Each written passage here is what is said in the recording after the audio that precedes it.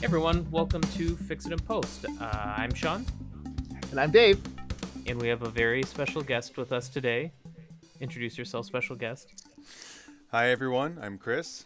I'm friends with these guys. Well, Irrelevant. yeah. Well, I'm in charge of these two. I'm the leader of the group. I'm kind of the cool one. Everyone rotates So around. you're taking the blame then.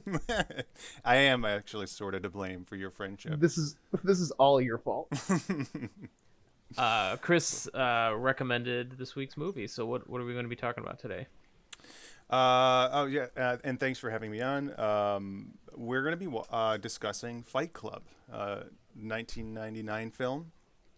We're Probably going to be breaking the first rule today. we're going to be. That's right. That's And true. the second role. Let's see. So, Fight Club came out in '99, directed by none other than David Fincher, starring Brad Pitt, Ed Norton, Helena Bonham Carter, and I guess if I had to throw someone else in there, Meatloaf would be the next biggest star. Yeah. Maybe. I think that's how he got cast. They're like, we need to throw somebody else in here. How about This Meatloaf? cast Yeah, is looking a little Meatloaf. light. We got a little extra budget. Let's get Uh, Meatloaf. Yeah, and he was great in that role. Anyway, the film comes in at 2 hours and 10 minutes. Budget of about 63 million. Made about 100 million in theaters. It was a disappointment, really, but it went on to sell an additional 6 million DVDs. So definitely a cult classic. Yeah, I think that's it for the setup. Yeah. Oh, and the Uh, plot for the film that you asked me to come up with. So this is, as we were discussing, this is a little bit simplistic, but probably better to err on the side of simplicity. I would describe it as a disaffected corporate drone finds an unusual way to cope. That's pretty succinct. I like it. Yeah. Yeah, it tells us almost nothing about what happens. It's very hard to describe. There's a lot that goes on in this film. This is, one of the things that I love about this film is that it is very hard to. It's very singular. It's almost unique. It's hard to describe, and I think not only that, but it's also been misunderstood, like probably by most people that have seen it. The younger you watch this movie, the more you probably misunderstand it, I feel. Yes, definitely true. I mean, honestly, I was watching this again. I haven't seen it in at least 10 years, at least probably more like 15, really. I mean, I loved this movie so much when it had come out. I don't know exactly. I could do the math real quick, but, when I first saw this movie, I mean, it resonated with me on such a deep level.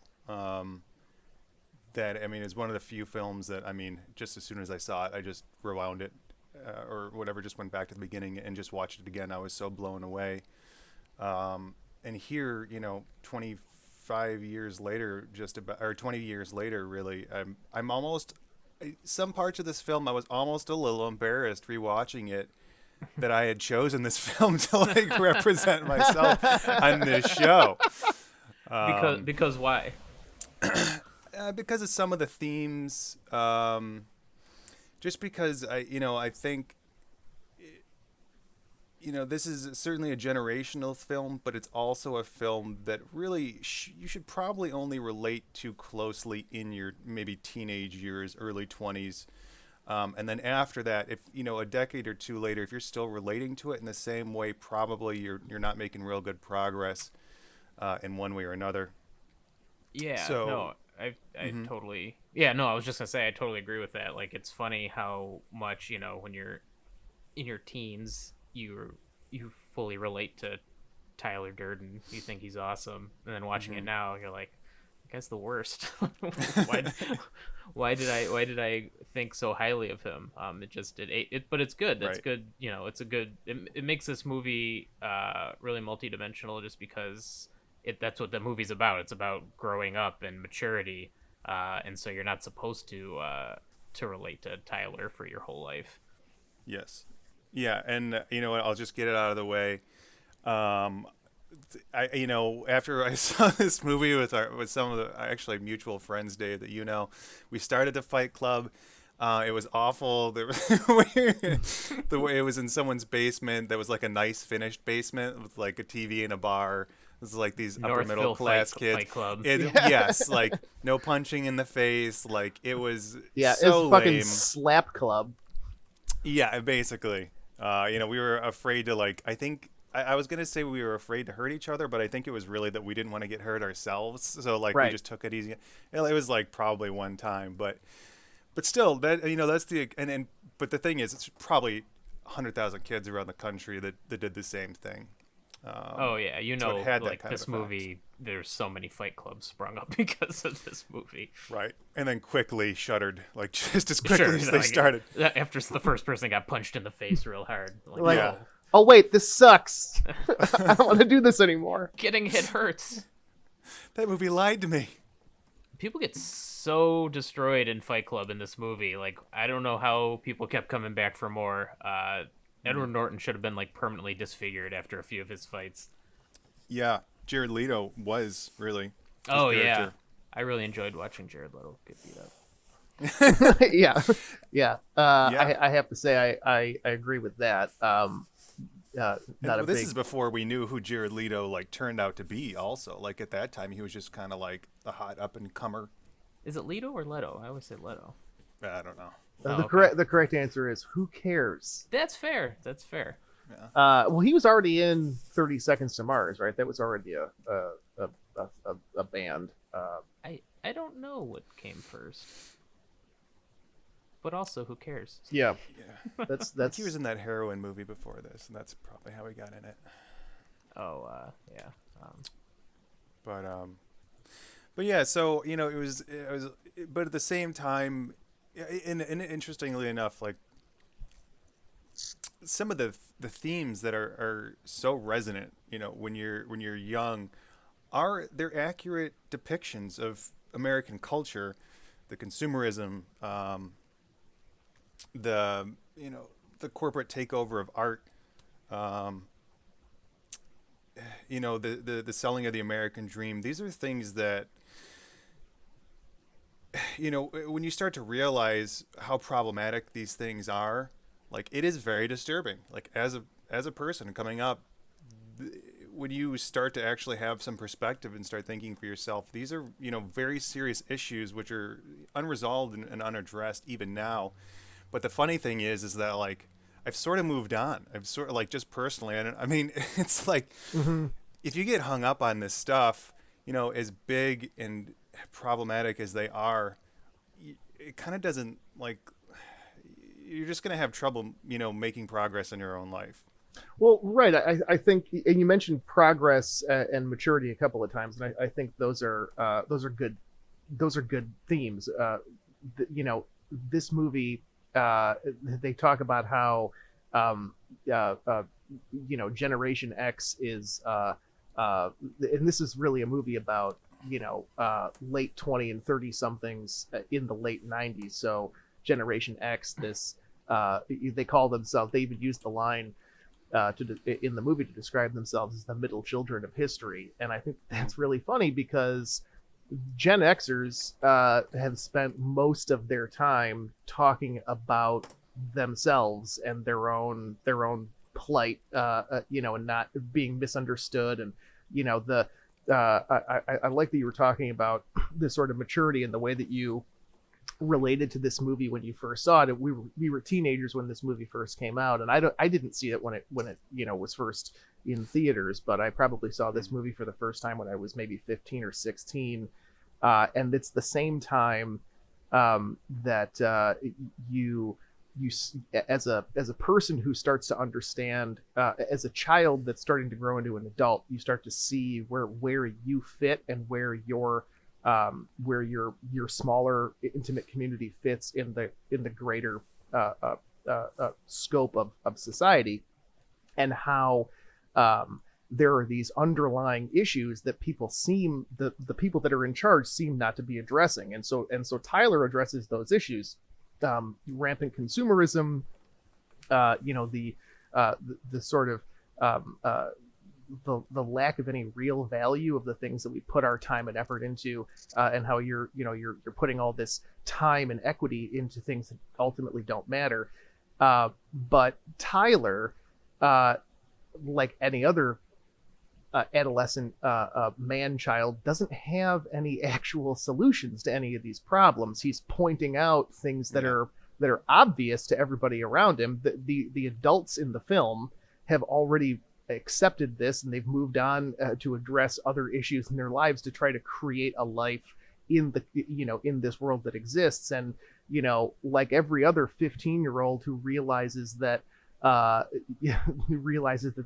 these issues exist in society, they feel like they have had this revelation. And it's not a personal revelation, because they don't understand that every other 15-year-old that's ever existed has had the same set of thoughts. It's the same reason that every 15-year-old a high school kid who thinks that they're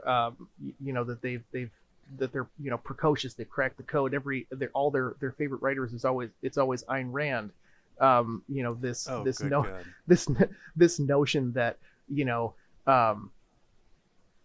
they have somehow stumbled upon the true meaning of life, and that that they're going to that it's their responsibility then to educate everybody around them. What they don't realize is that everyone has already experienced that phase of life, and that it's their opportunity to go and incorporate that into the next phase of their own development. And Sean, you'd said earlier that that maybe there's some value in watching this movie at multiple stages of your own personal development. I don't think I've seen this movie for about 10 years either, maybe longer. And that the way that you view this movie, the way that you view the actions and the mindset of the protagonist the first time you view this as a teenager, is totally different than the way that you would see it as somebody, we're in our mid-30s now. And I was definitely not inspired to go into a basement and hit somebody else in the face after seeing this movie this time. I had a totally different take on who this person is, and his impact on the world. And I think that maybe that's the lesson, is that these things that we view as being formative cornerstones of our own development, those things deserve to be revisited and reflected on again and again as we continue along, our own never-ending cycle of development. We hit on a lot of things there. One thing you're making me think about is, at the time, it's just funny. I'm trying to imagine this movie being made right now, and so much of what this movie... it never would be. Controversies aside, which, certainly, definitely that, but also everything that this movie criticizes, consumerism and the specialness of the individual, this false sense of specialness, all of that has been cranked up to 11 and beyond since then. I mean, these are like foregone conclusions now. Like, there's almost no point in resistance. Like, our culture has become so extreme that this movie's almost a little cute that it's concerned about, Starbucks is on every corner. Yeah, I mean, I think you just have to look at it like Dave was saying. I mean, there's different stages there's different stages that, Edward Norton's character, who doesn't even have a name, so it's kind of hard to I mean, I guess his name's Tyler, but I refer to him as the narrator. I was wondering that's how he's credited. It's funny because in the script, in the actual script, his name is Jack, and then in the graphic novel sequel to this thing, which is a thing that exists, his name is Sebastian. So it's kind of all over the place. I'll go with narrator. Well, his name that he writes on his name tags, Cornelius, and some of the other ones, they come from early De Niro films, Taxi Driver. Some of the other ones, maybe King of Saturday Night, something like that. Oh, King of Comedy. King of Comedy, yeah. Yeah. I didn't pick up on that. That's funny. Yeah, that's good. At one point, I knew every last bit of trivia. If we had done this like 20 years ago, I would be able to talk for hours. I wouldn't need you two guys. I'd be That's fair. just listing things off. You probably don't need us now, honestly. I did want to play a clip that kind of goes along with what you guys were saying. And I'll play I have two clips. One's longer, one's short. I'll play the longer one because I think it's really a valuable speech. Hold on 1 second. God damn it, an entire generation pumping gas, waiting tables, slaves with white collars. Advertising has us chasing cars and clothes, working jobs we hate so we can buy shit we don't need. We're the middle children of history, man. No purpose or place. We have no Great War, no Great Depression. Our Great War is a spiritual war. Our Great Depression is our lives. We've all been raised on television to believe that one day we'd all be millionaires and movie gods and rock stars, but we won't. We're slowly learning that fact. And we're very, very pissed off. I think there's a couple things I really like about that speech. One is that, Tyler's talking about how we won't be movie stars, and it's Brad Pitt saying it. Right. It's kind of funny, which I think kind of goes into, Tyler's delusion a bit, because he thinks he has these like really well ironed out, ideas and thoughts, but I think he's still being influenced by the world around him and things like Absolutely. advertising and capitalism and all these things. There's a scene on the bus where Edward Norton asks Brad Pitt, he sees it's like a Calvin Klein ad or something, and he says, "Is that what a man really looks like?" And they dismiss the ad. But in the very next scene, and I don't know if this is intentional or not, but in the very next scene, Tyler is fighting, and he takes off his shirt, and he looks Right. exactly like a Calvin Klein. Like he has this. If like anything, this, he's in better shape. right, this delusion that he's constructed of like the perfect man, like looks exactly like that. He has this amazing body. He's a great fighter. He is well dressed like all the time. And so it kind of conflicts with this idea of like, oh, we don't need to look a certain way. We don't need to buy certain things. So he's still very immature in the way that he thinks and views the world. Well, I think it's funny though, because spoilers, Tyler Durden's not real. He's a figment of Ed Norton's imagination. Right. And so he's having this conversation with himself where he's talking about how that's not how real men look. They real men look like Ed Norton, I guess. And he's like but in his imagination, the way that he views himself, the way that he wants to be seen is Brad Pitt in that iconic scene where he takes the shirt out. He's standing there without the shirt on and he's smoking that cigarette. I was listening to an interview with Rob McElhenney, the guy who created Always Sunny, and he was talking about the for those of you that are familiar with the show, he gets into ridiculously good shape for the final season, for this last season of the show, or the one before, I don't know. But he's talking about how he had a conversation with the personal trainer for the guys on Magic Mike, and he was saying that the trainer was saying that everybody comes in with the same physical ideal. They come in, they sit down, and they say, "I want to look like Brad Pitt in Fight Club." that's the physical masculine ideal for the Hollywood body type for the last 20 years. Is that scene. And so I think that speaks a lot to the irony of this movie, is that it has like a surface level message, and it has a sort of a message that's underneath. I think that there's a lot about this movie that is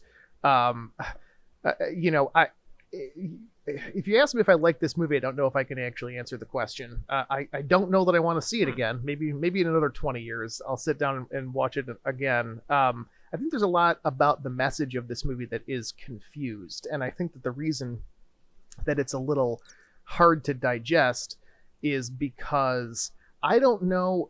So it's a satire, right? Like they say that it is. The novel certainly was, but I'm not sure to what extent the people who are involved with this film are in on the joke. Like we talked about we talked about how like even the so it didn't do very well when it first came out, and so it has sort of it's achieved a certain cult status, and I wonder how much the people that keep this film alive in the zeitgeist, how much they really appreciate that it is a satire of toxic masculinity and it's essentially we're talking about like this origin story of a cult leader, this crazy like ripped Jim Jones character, like a super buff David Koresh is like the protagonist of this film.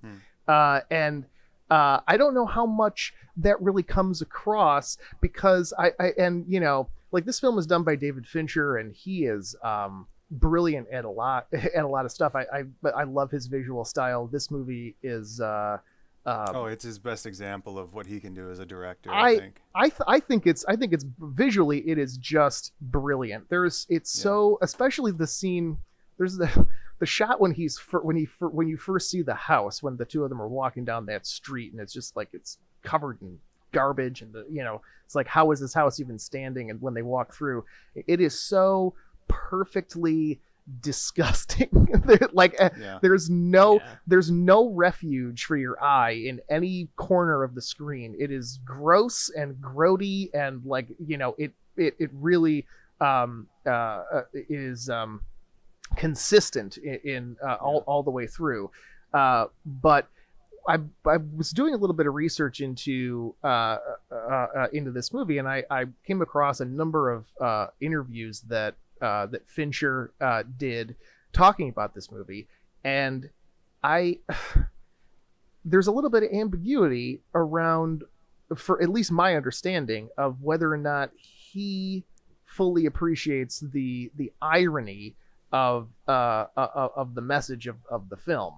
Okay, so this is where I generally have a problem with people saying, here's what the message of the film is, and then usually there's a criticism of it. I mean, honestly, I think this movie tries very hard not to have a consistent message. It really does not try to. I mean, I think Roger Ebert watched the movie and was like, well, they just embraced fascism, and other people have watched this and been like, men's rights and whatnot. But really, the film is self-contradictory intentionally, including right up to the last moments where the narrator, completely reverses his entire psyche to basically kill off Tyler Durden, and regret everything that he's done, which people seem to miss. I know it happens in the last 30 seconds of the movie, but that would if people would just remember that scene happened, it would really clear up a lot. But I think we're very used to having films with a very specific point of view, and this film does hit a lot of different nerves, and it doesn't try and connect them, and I enjoy that about it. Yeah, I don't know that I agree with you guys, but I see with what you're trying to say. So I just want to be clear. How do I want to phrase this? I mean, you both kind of sounded like you don't even know if you like this movie anymore. No, I love it. I still love it. Oh, you do? Okay. I love it. Dave, you're not so sure? Yeah, well, I mean, I definitely like certain aspects of the movie. It's, parts of it are well done. I would say the first act of this film is great. It's a really interesting setup. It's beautifully shot all the way through. We've talked about David Fincher does what he does best in this movie. So I think that is it has a lot of rewatchability just for that. And as we've been talking about this, I think that it has even more value than I had originally thought, because it is it's an examination of our own philosophical growth, and so going back and re-examining these things I think is important. But I don't want to see this movie again. so I don't know if that means I like it or I don't, but that's sort of how I feel. On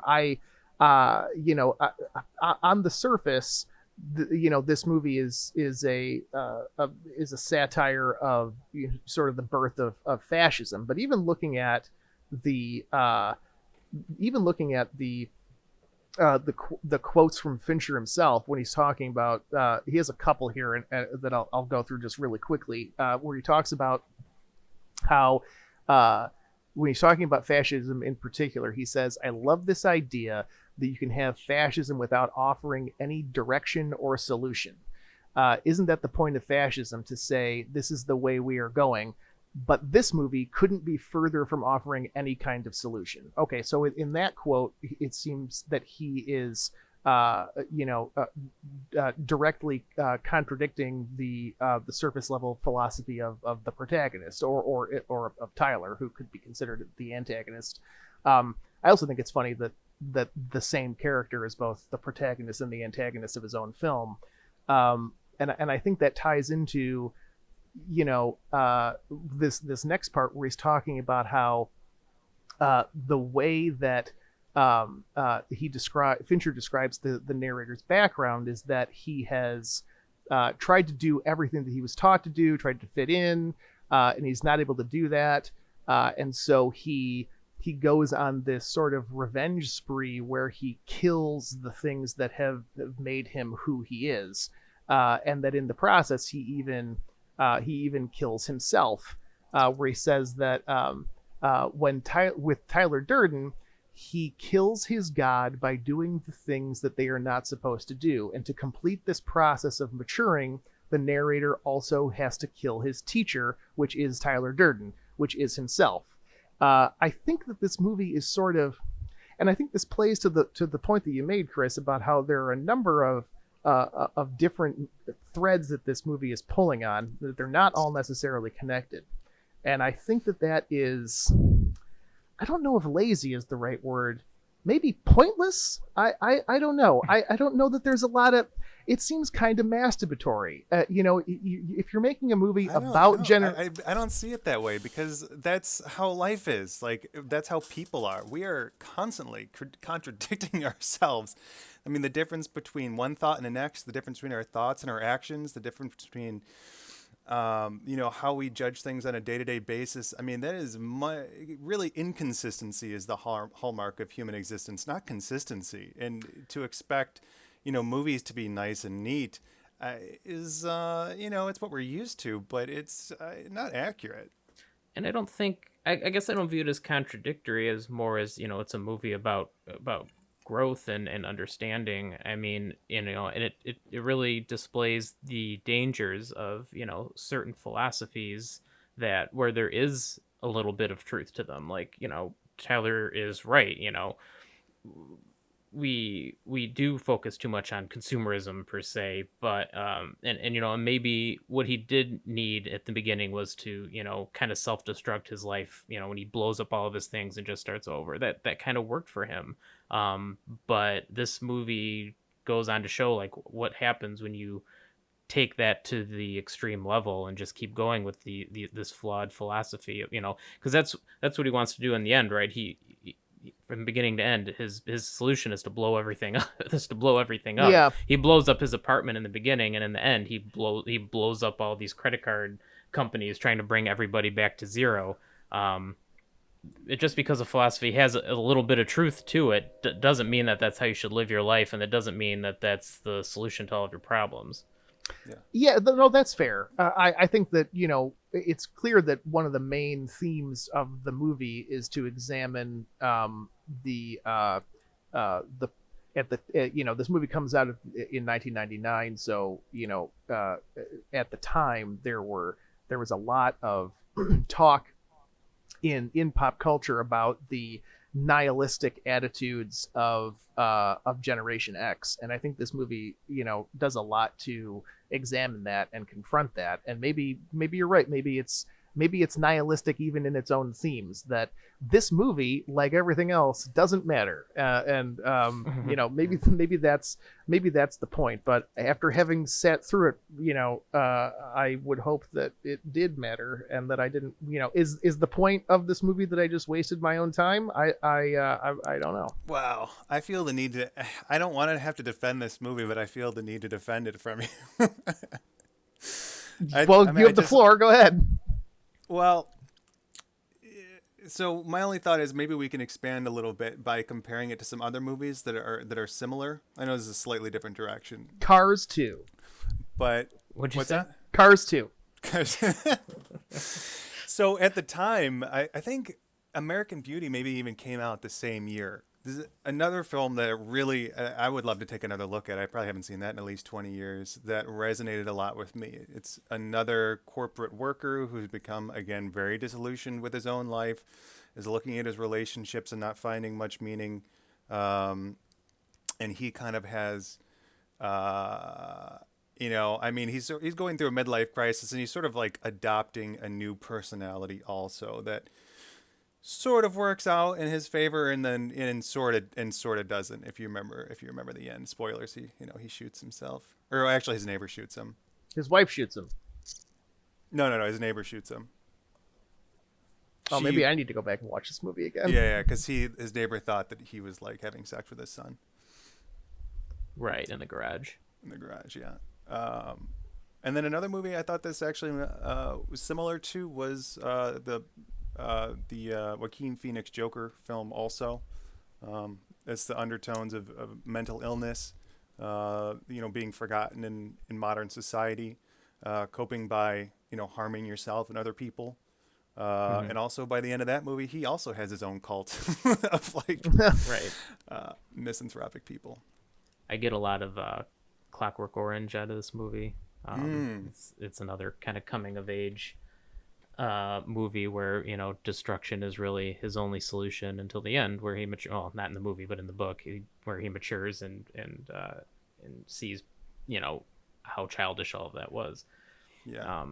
That which is not in the film. The right, final chapter of that book, which is really totally worth reading. It's a complete reversal of everything that you see in the film. He realizes because he sees his friend who is still stuck doing what he was doing.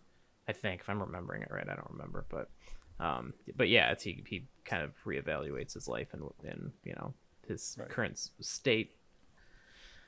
Contrasted with, just because this fits so well, contrasted with the very last chapter of Fight Club, the novel, which is still worth reading. It's actually not as good as the book. I think even the author, Chuck Palahniuk, admits that.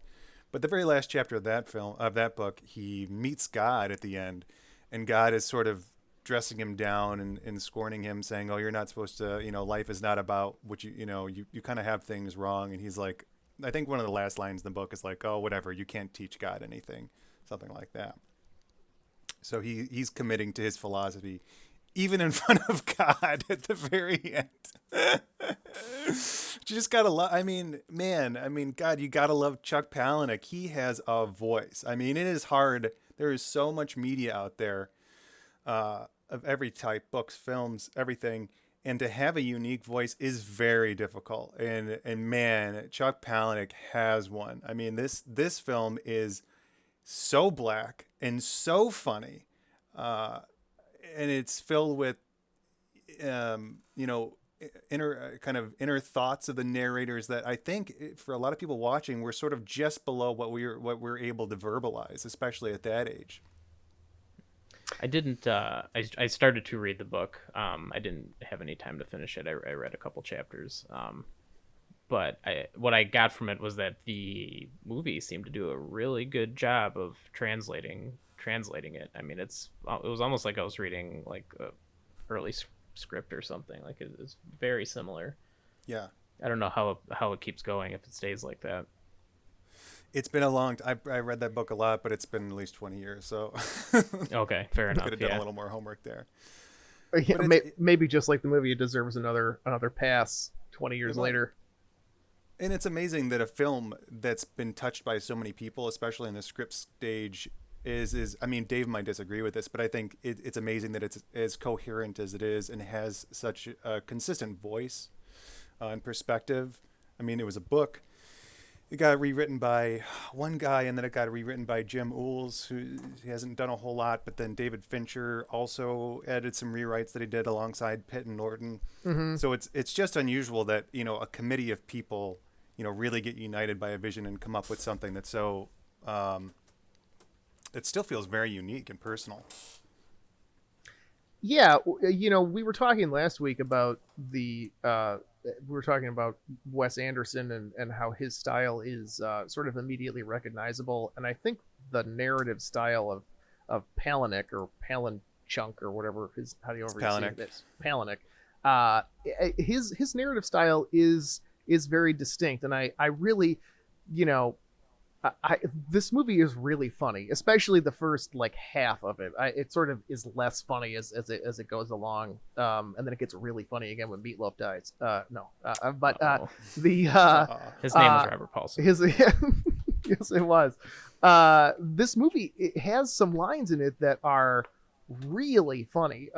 Really, everything with Helena Bonham Carter is funny, especially she's fantastic. She really is. And talk about you know, she steals this movie away from two people who are already killing it. Really. Yeah, you know, we haven't talked a lot about the casting yet. We touched on it a little bit, but I wanted to talk about her character because the original, I don't know if you guys saw this, but the original actress who was supposed to play this part was Janine Garofalo, and she got recast evidently at Norton's request. Well, her and also considered were Courtney Love, Winona Ryder, and Reese Witherspoon at earlier stages. Courtney Love probably would have been okay.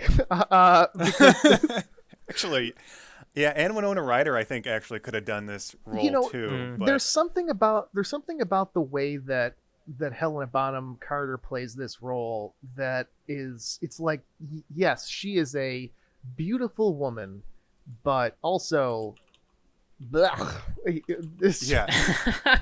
Yes. Oh, that's perfect. You don't happen to have that clip, do you? The "This Is Cancer" clip, Sean? Which one? The one where she walks into the tuberculosis meeting. That's the intro. Yeah. Yeah. Hold on one second. Okay. And she ruined everything. This is cancer, right? I love that she goes on to say, you know, I think I should keep the testicular cancer because you still have it. Yeah. And is good. I mean, as just awesome actually as her performance is in the first viewing. I think there's so much going on in this film anyway that it takes a while to digest what all the characters are doing, especially once you see the reveal at the end and it contextualizes some of her actions. But I think her performance it really stands out in the second, third, fourth viewing because she's experiencing a lot as she goes through this, and she herself is very contradictory and she's very damaged, and yet she's very vulnerable. She has a big heart. You know, she is looking for something to believe in. And yet she makes these terrible decisions. I mean, you know, she's such a self-destructive person that it does mirror the narrator's experience. I mean, and she uses that against people. She, you know, even that scene where he's confronting her, and then she's telling him, you know, I saw you planning this, and then it's time to hug, and you know, he just wants to run away, and she just brings him right in and forces him to hug her, and he is just disgusted. And that, you know, that's just how I see her kind of using her, this like completely low self-worth to just hurt other people. But at the same time, you know, being vulnerable. She's curious, even as that's happening. When he says, you know, I'm addicted to these meetings, she's like, she wants to know why. Her eyes open, and she's like, why do you do it? He has no time for her. I love his line, if I had a tumor, first, yeah. If I had a tumor, I'd name it Marla. But she acts very much as the counterbalance to Tyler's nonsense throughout the movie. There's the part where he shows a sensitive side when he goes to check on her because she thinks she has breast cancer or something. She has a lump or something. He wants her to check, and she even asks, like, you know, what was that all about? Because that was a side of him because she's seeing these two very different sides of him. This like hyper masculine like douchebag, and the sensitive side, and that's really the side that she's attracted to in the end. Right. Okay, Okay. that's the side that he wants to stick with. I'm so glad you said that, because Marla obviously is seeing either one side of the personality or the other. And, you know, when it comes to sex, obviously that's the Tyler Durden figment that she's, you know, connecting with, so to speak. But I don't see her, but she also does want this relationship to happen. She keeps coming back and back and back, despite these morning after spats that they're having. And I just can't see her connecting much to like Tyler Durden's speeches espouting anti-consumerism and talking about bombs and things like that. She is, like you said, which I think is, they could have even explored maybe a little bit more, but whatever, you know, she is connecting more to the narrator. I mean, the narrator is a sensitive guy. The narrator does want connection. He has good qualities. He, you know, and he learns that in the end when he shoots himself. I mean, she's there with him, and it, you know, he doesn't want her to get hurt. He realized that, you know, he has feelings for her, and that all of this is his fault, and he's been destructive for far too long, and you know, she's definitely the counterbalance to his douchebaggery throughout the movie. Yeah, definitely. And I think some people look at this they look at her character and see her as being sort of like the male fantasy of she keeps coming back even though she gets treated like shit. And I can't, it's not like I can say that's, you know, not part, like, I know why people would say that, you know, like that, you know, I understand that argument, but at the same time, you know, she's just, you know, man or woman. I mean, she's just a damaged person. I mean, she is just a, you know, you can just see, you know, she's been through a lot. We don't understand what any of it is, but man, she's really trying, you know, in her life, she only has one thing that she can try and that's sort of good. And she is really trying to connect with it. And you can look at her as being like, you know, sort of, you know, being needy and whatnot, but you could look at it the other way, that she is sort of looking for some kind of redemption, some kind of growth, some kind of relationship. So I just think she's a really interesting character, and I think it's a mistake to reduce her to some kind of like, you know, just like a needy woman fantasy. Right. She's not a two-dimensional character in that way, but it's easy enough to perceive her that way, and I think maybe that's an interesting commentary on this movie as a whole, is that there is this sort of two-dimensional surface level way of appreciating this film, which, you know, adolescent young boys will undoubtedly continue to do as long as this movie stays culturally relevant. But there's also, you know, a perceived deeper meaning to what's going on, and how much that satire is in our own imaginations, I think is still up for debate. But yeah, I think that's an interesting point. It kind of reminds me of like how Scarface is idolized by like rappers. It's like, did you see the movie? Yeah, right. It's like everyone keeps turning these movies off like when there's 20 minutes left. Like, I'm Like, sure well, this I ends get fine. the point. Yeah, right. So did you know, were there any scenes that you guys found like problematic, like didn't work for you, or?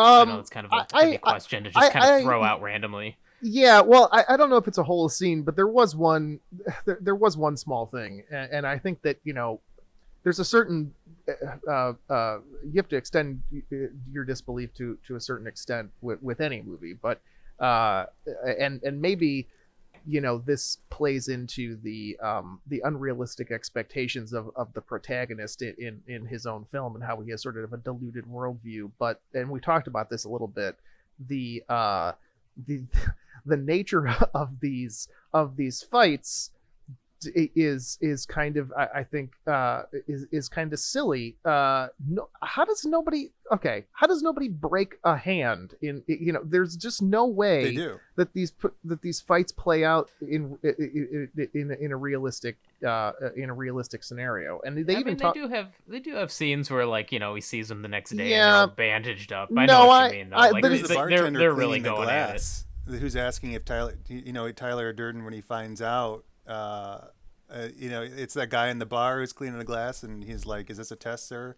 Yeah. He's wearing Yeah, a neck right. brace. Yeah, right. Yeah, no, I get that, but a lot of that is pretty superficial, and the wounds for the most part are a badge of honor, and they they're all flesh wounds. I'm That's true. saying that the fights themselves, as they're shown in the movie, would not happen the way that they do. They'd be a lot more reminiscent of what you did in your basement trying to reenact this movie than they would be how it plays out on screen. And so Most likely. it pulls me out of it a little bit.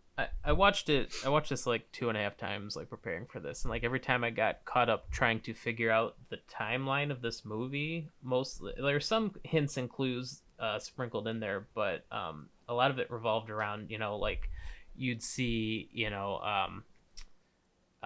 Edward Norton beating himself up in his boss's office, and he really gives it to himself. He throws himself in glass. He's really messed up, and in the next scene he looks fine. I'm like, well, he healed really quickly, or this is like a long time later.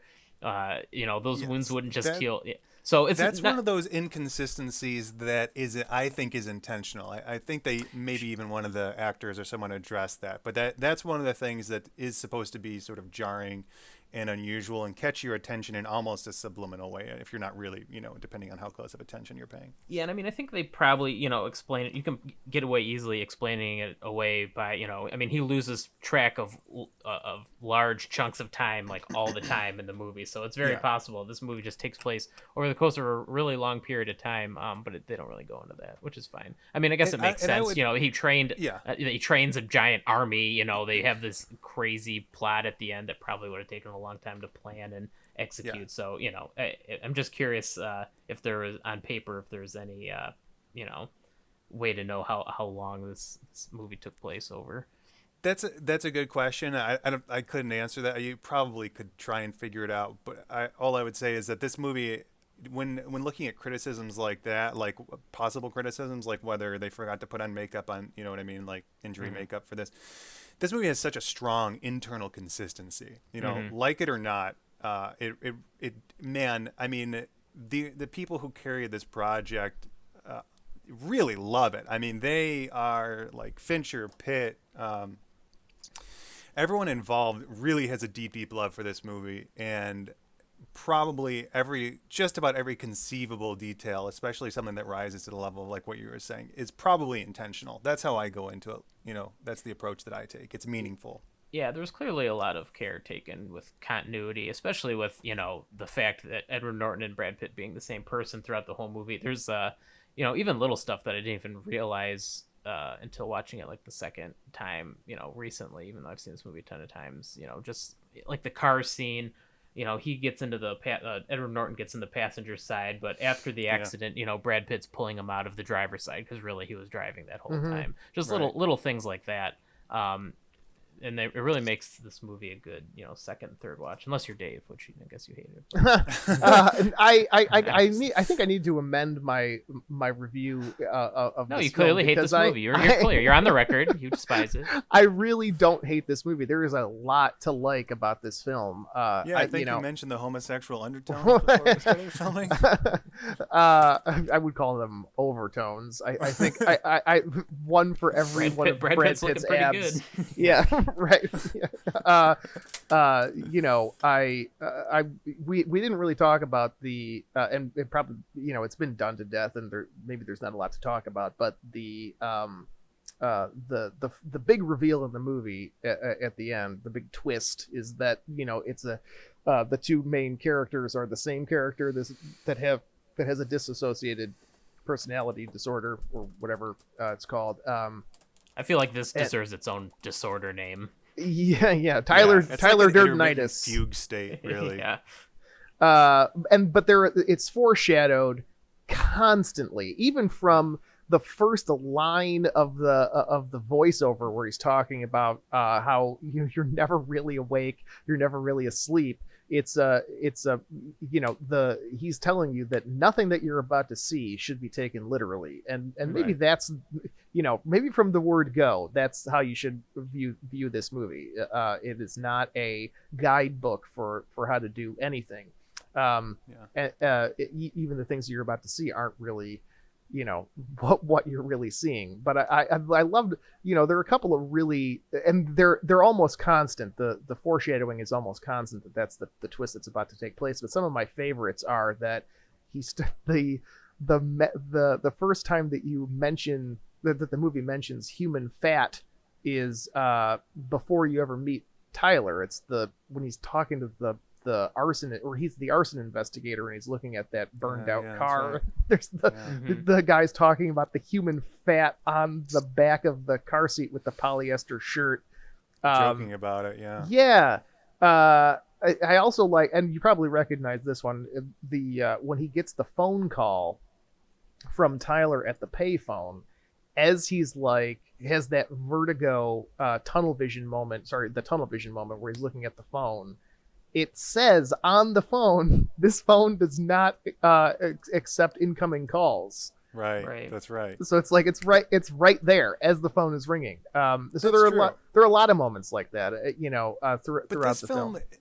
I mean, this film, that reveal at this point, audiences are probably looking for it because it's been copied since then. But as far as I can recall, that was novel. Like I didn't see that coming. I don't know anyone else who guessed that, halfway through. That was shocking. That was new. That took me a while to even process and to decide whether I remember when I first saw it, I was like, do I even like that this is, how it went? Yeah, it's one of those. It's like the Matrix twist now. Like that was crazy at the time, but it's been so parodied and done to death that, like, looking at it now, that movie doesn't even age super well just because it's been so copied. Oh yeah, bullet time. Or that, yeah, bullet time, or the twist that about the Matrix and all of that stuff. And that's one note that I wrote. One thing that I knock this movie for, and maybe it's not even fair just because I'm looking at it, 20 years later, is the twist over explanation. They really spend a lot of time going back over like old scenes, when really I think they could have done without that. I mean, but like I said, so funny maybe that you say that, because it seems like they take great pains to explain it, and they still leave some, but audiences are still like, well, what about this and what about that? And I like the same people online kind of arguing about, well, what was really happening in this scene, because there were other people, and it's like, just use your imagination, like, you know what I mean, like, right, what happened in reality, you just, you know what I mean. Yeah, or like watch it again, and then it's a whole different experience watching it a second time. So you can see those, the scene where he's fighting himself. Like, I don't know that I needed to see him like actually fighting himself. Right. I thought that was the scene that helped me relate to this movie the most, because just like that character, I felt like my viewing of the movie was a lot like that scene. I'm just a guy by himself punching himself in the nuts. Maybe that should be the one sentence of this film, like the one sentence synopsis. That's the tagline: just a guy punching himself in the nuts. Yep. So that's what actually happens. Was there anything else you guys want to talk about? I'm just going through my notes. I guess you'll have to delete this. I'm sorry. Yeah, that's fine. No, we're gonna leave it all. One small note. Did we need to talk about the homosexual undertones? Because I think that's. I mean, so one thing that is interesting about this film is that there are homosexual undertones. They're evident. They're talking. There's a line in the film where Brad Pitt's saying, "I wonder if another woman is the solution we need." Brad Pitt kisses Edward Norton's hand. There's sort of, it's resolved because by the end, because it turns out they're the same person. The narrator's extreme jealousy towards anyone who gets close to Tyler.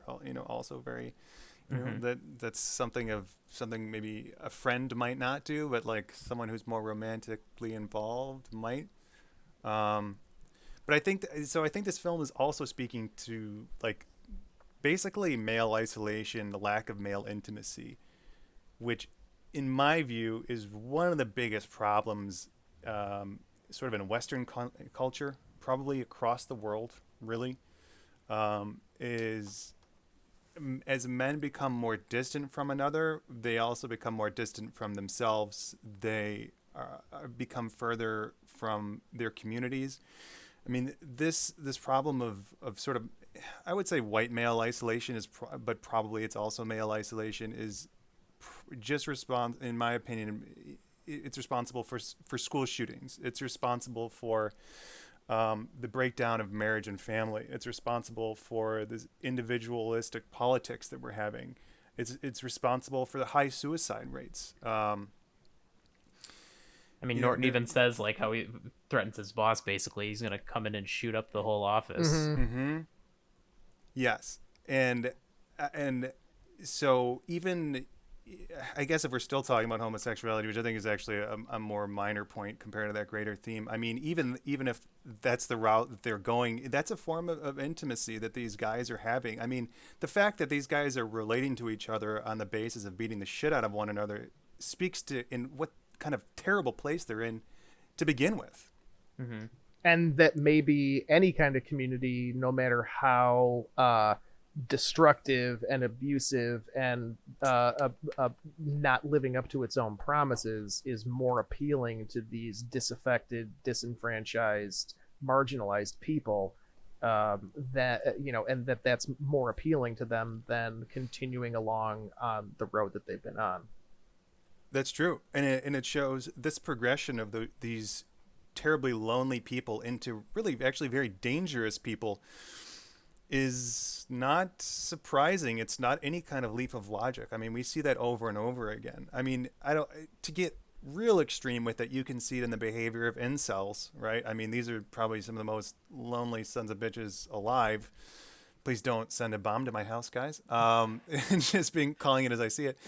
But look at what they're doing. Stuff that's just it's hard to fathom, really, but it's also not surprising. Right. I mean, Fincher has talked about the role that fascism plays in the way that the story was put together, and I think that we've been talking about how this is a cult. And it's an origin story for this lunatic cult leader, and there are a lot of parallels between the group that's portrayed in this movie and the people that it appeals to, and actual fascist groups, and the reason that they're so appealing to people in the real world. You are special. You are inherently special because of who you are, and what you look like. We're going to band together and protect our specialness against the people that want to continue marginalizing you. Or in the case of this movie, they band together because of their nihilist viewpoint that they are not. None of them are special. So it's like the same thing, and it's just a different viewpoint. But they, which is they contradictory, because they also see themselves as doing something important, right? They're self-sacrificing for some kind of greater good. So it's there's I think a purposeful inconsistency, like we were talking about before. Yeah, they feel like their importance is derived from the fact that they see the truth that we're special because we realize that none of us are special. It's the same lie. We're all equal, but some of us are more equal than others. It's the same, it's the same crap. It's just a different flavor. I think that's that there are definitely fascistic overtones to that philosophy. Yeah, I mean, is there any other points you guys wanted to make? I mean, we're at about an hour.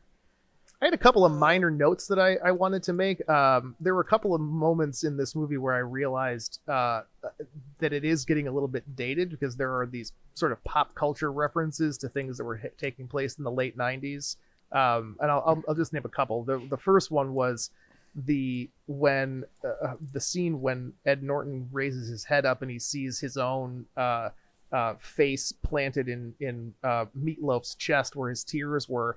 It kind of looks like the Shroud of Turin. Yeah, it does. Right.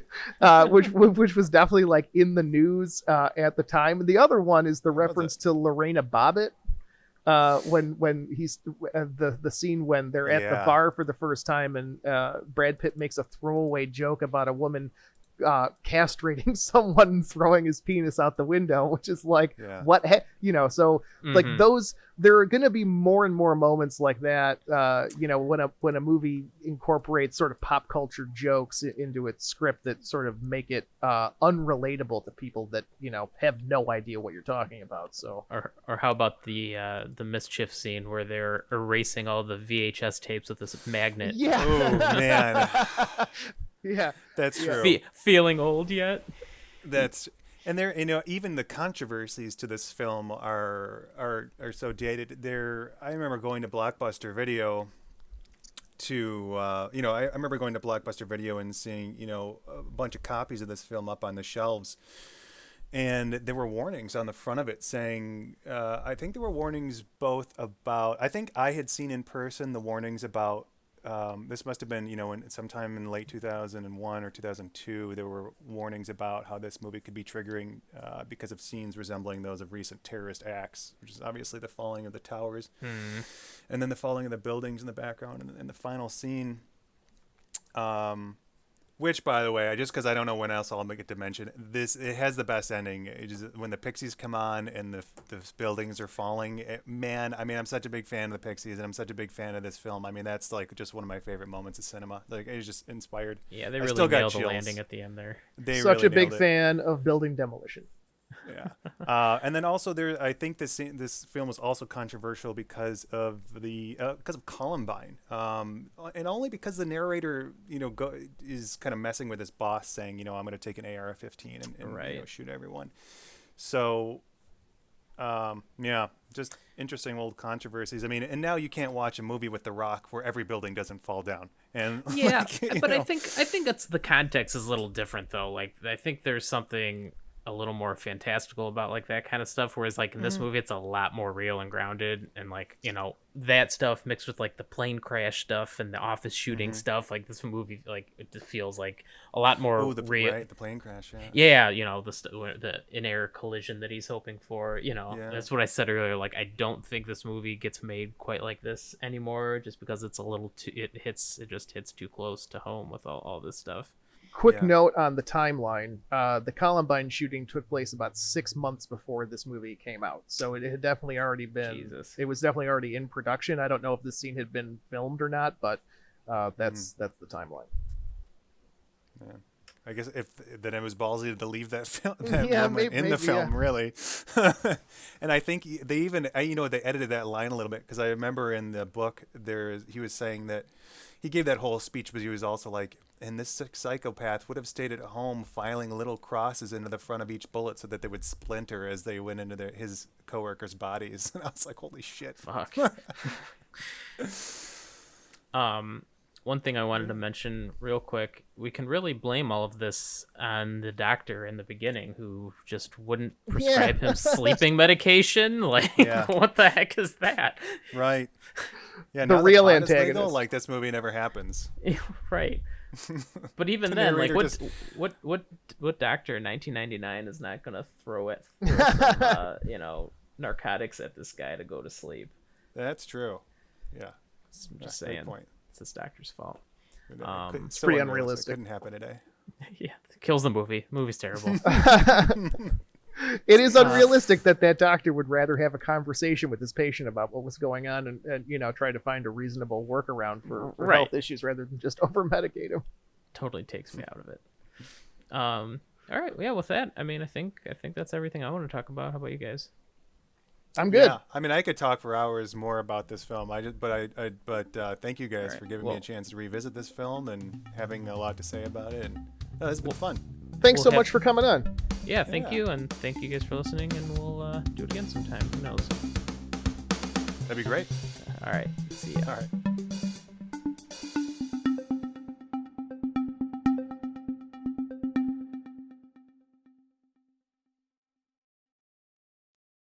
All right, I'm gonna start my just start recording right now. Is everyone recording? Yes. Yes. All right, I'm gonna do 1, 2, 3 clap, that'll help me sync it up later. So 1, Okay. 2, 3, clap. Clap. No, Wait. like, actually clap. Let's try again. Okay. 1, 2, 3. That was all right. good enough. Somebody was. That's That fine. was synced. It doesn't matter. I'll figure it out. I thought that was all right. I'm just so glad I caught you saying clap on the recording. Clap. Clap.